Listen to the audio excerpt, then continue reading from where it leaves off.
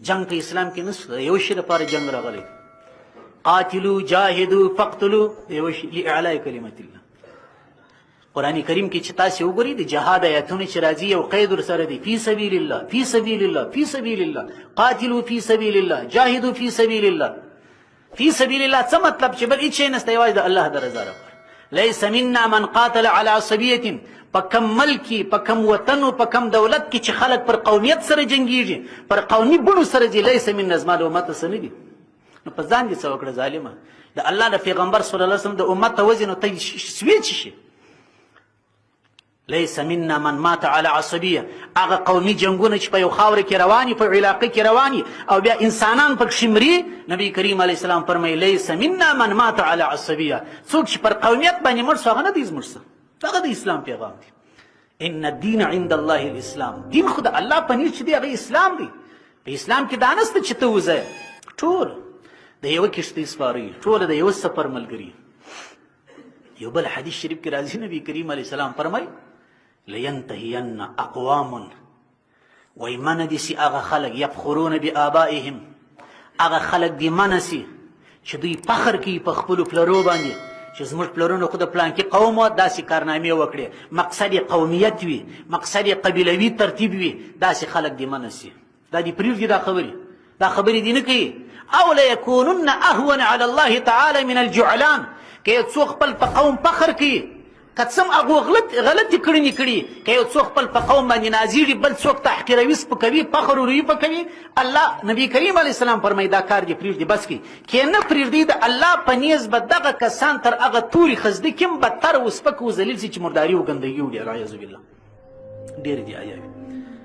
جعلان په عربي ژبه کې هغه خزدې کې ته وایي د انسان ګندګي خوري او د دې ګندګۍ سمرغه ټکي جوړې وي، ډېرې دي حیاوي. دا خپل غار ته ځغلی کې چیرې په غار کې ځایېدل ښه دي که نه یې پرېږدي ولاړ شي. دا په عربي متل کې دا شی چې دا داسې استعمالېدی، یعنې د یو شي د حقارت مثال چې به عربو ورکوي په هغه زمانه کې د تورې خزده کې سروي، دا توره خزده که دا چی شته، دا شی په اسلام کې نشته.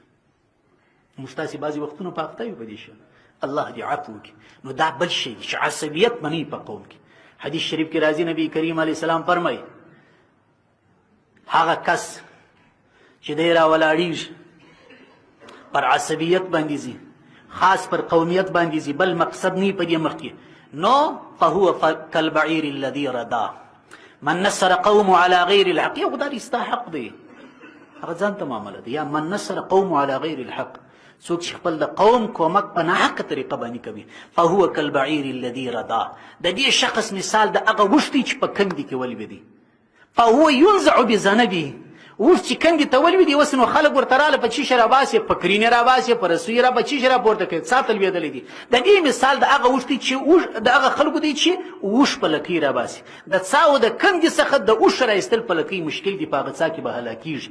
انسان چې په قومي تعصب اخته سو د پای هلاکت دی. دغه شان دي عصبیت منع دی په اسلام. نو که غواړو چې دې ټولنې ته مو امن راسي، یو شی به مساوات وي، بل شی به چې شو عصبیت باندې وي. عصبیت به ختم وي، وحدت به وي، مساوات به وي، ملي وحدت به وي. ملي وحدت دا دی زه مسلمان یم ته مسلمان یم، زم په دې ټولنې کې حق لرم ته هم حق لري، زما استاره مې زور ما هغې کې سره. دا شی مهم دی. دا بعضې خبرې ډېرې ضروري دي، د اهمې نکتې دي.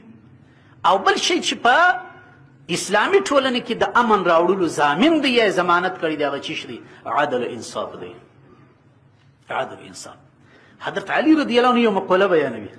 حضرت علی صاحب فرمایي وایي هر حکومت چې دی حکومت د کفر سره کیږي. حکومت دی کنه دی، حکومت کوم، اقتدار کوم، چارې مې په لاس کې دي، باچا یم، وزیر یم، والی یم، قمندان یم. هر حکومت چې دی د کفر سره کیږي. تاسو کافرانو څنګه حکومتونه جوړ کړي دي؟ امریکا وګوره، د کم تاریخ څخه وګوره یو باچا عجیب بلې راځي. فرانسه وګوره یو باچا عجیب بل راځي. روسیه دی وګوره یو باچا عجیب بل راځي. ترکیه دی وګوره یو باچا عجیب بل راځي. حکومتونه د کفر سره چلیږي. په کفري نظام کې حکومت کېدلی شي ځکه الله پاک کفارو ته وخت ورکوي، لیکن د ظلم سره حکومت نشي چلیدی. ظلم نه برداشتېږي. په کومه ټولنه کې چې ظلم شروع وکړه، د مسلمانانو ټولنه او د کافرانو ټولنه وه، هغه حکومت به ړنګېږي، هغه مسلمانان به په خپل مابینځ کې ځایېږي او خرابېږي. عدل اعدلوا هو اقرب للتقوى. الله په قرآن کې فرمایي عدل وکي. عدل هغه شی چې تقوا ته نږدې دی. اعدلوا هو اقرب للتقوى. عدل وکي. د ظلم سره نظام نه چلیږي. هر نظام چې وي هر ټولنه چې وي هلته به عدل وي.